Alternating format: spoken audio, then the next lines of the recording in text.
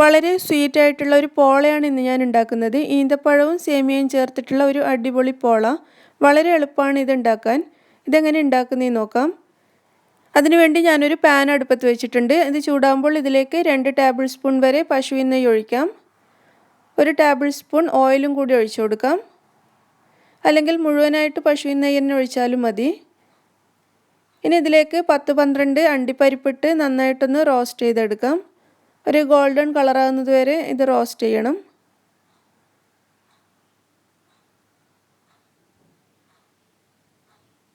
ഇതിവിടെ റെഡി ആയിട്ടുണ്ട്. നമുക്കിതൊരു പ്ലേറ്റിലേക്ക് മാറ്റാം. ഇനി ഇതിലേക്ക് ഒരു 2 ടേബിൾ സ്പൂൺ വരെ ഉണക്കമുന്തിരിയും കൂടി ചേർത്ത് അതും ഒന്ന് ഫ്രൈ ചെയ്തെടുക്കാം. മുന്തിരി റെഡി ആയിട്ടുണ്ട്. അതും പ്ലേറ്റിലേക്ക് മാറ്റാം. ഇനി ഈ പാനിലേക്ക് തന്നെ 1.5 കപ്പ് സേമിയ ഇട്ട് നന്നായിട്ട് റോസ്റ്റ് ചെയ്തെടുക്കാം. ഈ 240 ml കപ്പിൽ 1.5 കപ്പ് സേമിയാണ് ഞാൻ എടുത്തിട്ടുള്ളത്. ഇത് നന്നായിട്ട് റോസ്റ്റ് ചെയ്തെടുക്കാം, ഒരു ഗോൾഡൻ കളറാവുന്നത് വരെ.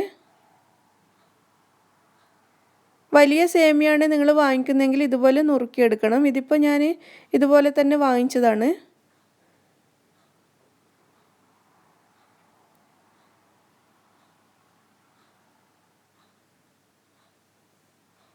സേമിയ ഇവിടെ നന്നായിട്ട് റോസ്റ്റ് ആയിട്ടുണ്ട്. നമുക്കിതും അടുപ്പത്തുനിന്ന് മാറ്റിയിട്ട് തണുക്കാൻ വേണ്ടി വെക്കാം. ഞാനിവിടെ 3 മുട്ട എടുത്തിട്ടുണ്ട്.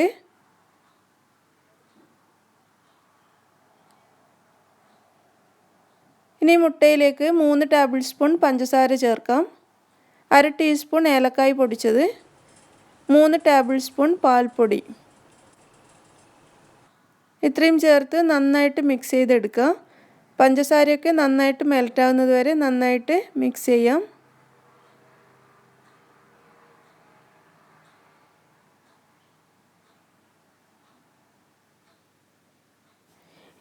ഇനി ഇതിലേക്ക് 10 ഈന്തപ്പഴം ചെറുതായിട്ട്, അതായത് നേരിയതായിട്ട് അരിഞ്ഞത് ചേർക്കാം. അതല്ലെങ്കിൽ മിക്സിയിലൊന്ന് അടിച്ച് പേസ്റ്റ് പോലെ ആക്കിയിട്ട് വേണമെങ്കിലും ചേർക്കാം. ഞാനിതിപ്പോൾ ചെറുതായിട്ട് കട്ട് ചെയ്തിട്ടാണ് ചേർക്കുന്നത്.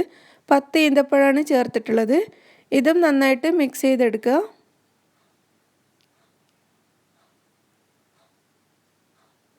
ഇനി നമ്മൾ റോസ്റ്റ് ചെയ്ത് വെച്ച സേമിയ ഇതിലേക്ക് ചേർക്കാം. കുറച്ച് സേമിയ ഇവിടെ ബാക്കി വെക്കണം, ഒരു 2 ടേബിൾ സ്പൂൺ വരെ. നമുക്ക് പിന്നീട് മുകളിലിട്ട് ഒന്ന് ഡെക്കറേറ്റ് ചെയ്യാൻ വേണ്ടിയിട്ടാണ്. സേമിയ കൂടി ചേർത്ത് ഇത് നന്നായിട്ടൊന്ന് മിക്സ് ചെയ്തെടുക്കുക.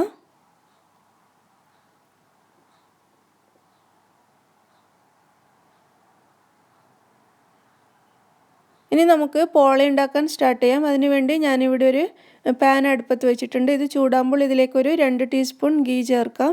എന്നിട്ട് ഈ പാത്രത്തിൻ്റെ എല്ലാ ഭാഗത്തേക്കും ഈ ഗീ ഒന്ന് ഇതുപോലെ ചുറ്റി കൊടുക്കാം. ഇനി നമ്മൾ റെഡിയാക്കി വെച്ച മിക്സ് ഇതിലേക്ക് ഒഴിക്കാം.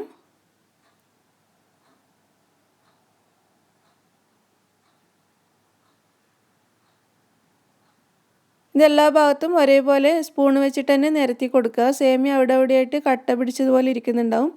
അതെല്ലാ ഭാഗത്തും ഒരുപോലെ ഒന്ന് നിരത്തി കൊടുക്കണം.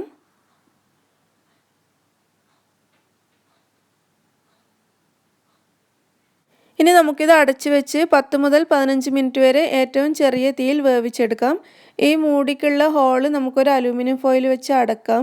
അതിനുശേഷം ഈ പാത്രത്തിൻ്റെ അടിയിലായിട്ട് ഒരു സ്റ്റീലിൻ്റെയോ അലൂമിനിയത്തിൻ്റെയോ മറ്റോ എന്തെങ്കിലും മൂടിയോ പ്ലേറ്റോ വെച്ചിട്ട് അതിൻ്റെ മുകളിൽ ഈ പാത്രം വെച്ച് കൊടുക്കാം. ഇങ്ങനെ ചെയ്താൽ ഈ പോളയുടെ അടിഭാഗം കരിഞ്ഞു പോവില്ല. ഇതിപ്പോൾ ഏകദേശം 10 മിനിറ്റ് കഴിഞ്ഞിട്ടുണ്ട്.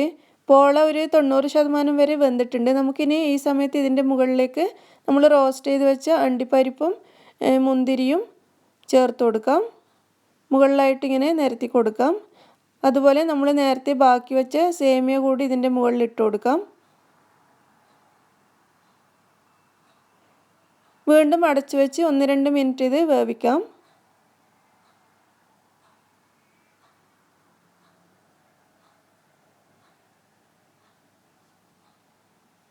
നമ്മുടെ പോള ഇവിടെ റെഡി ആയിട്ടുണ്ട്. നമുക്കിത് തുറന്ന് നോക്കാം. ഇനി ഇത് അടുപ്പത്തുനിന്ന് മാറ്റിയിട്ട് നന്നായിട്ട് തണുത്ത് കഴിയുമ്പോൾ നമുക്ക് പ്ലേറ്റിലേക്ക് മാറ്റാം. ഞാനിത് അടുപ്പത്തുനിന്ന് മാറ്റാണ്. പോള ഇവിടെ നന്നായിട്ട് തണുത്തിട്ടുണ്ട്. ഞാനിതൊരു പ്ലേറ്റിലേക്ക് മാറ്റാണ്. ആദ്യം ഇതുപോലെ കയ്യിലെടുത്തിട്ട് നമുക്ക് പ്ലേറ്റിലേക്ക് വെച്ച് കൊടുക്കാം.